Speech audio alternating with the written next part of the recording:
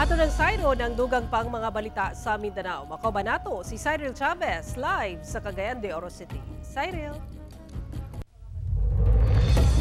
Salamat Sara. Kadagkuan sa Land Transportation Office, sorpresang nag-inspeksyon sa mga pampublikong bus o terminal sa Cagayan de Oro City subay sa Oplan Biyaheng Ayos karong Semana Santa. Daghang kalapasan nakita sa opisyal. Aniya ang akong report. Sorpresang miabot sa Bulwa Public Transport Terminal sa Cagayan de Oro City si Land Transportation Office Assistant Secretary Attorney Vigor Mendoza nga mo'y nanguna sa pag-inspeksyon sa mong terminal.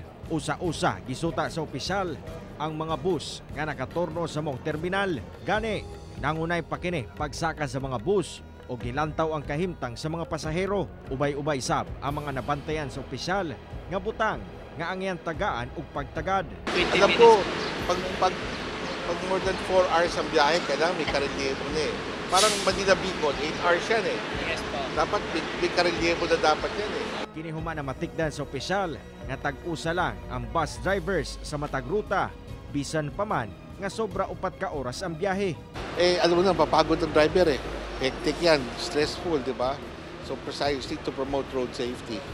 Mas susceptible to mistakes and accidents pag ang tao'y pagod. Diba? So, to avoid it, kaya rini-require sila mayroong karelyebo pag long trips na yan.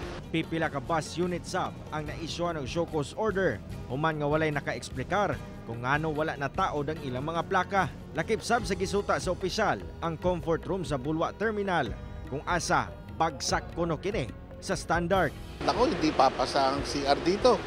May padukala ang LTFRB dyan, kailangan well-ventilated, malinis, maayos, yung tubig, flowing ang tubig.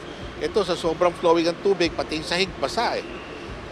That will not pass. Ilantaw sab sa opisyal ang Oplan Biyaheng Ayos booth nga gitukod dapit sa sakyanan sa mga bus. Mulungtad ang hugot nga pagbantay sa biyahe sa mga bus hantod mahuman ang paghinumdom sa Semana Santa. Kauban si Jaybert Pairat, Cyril Chavez. 1 Mindanao.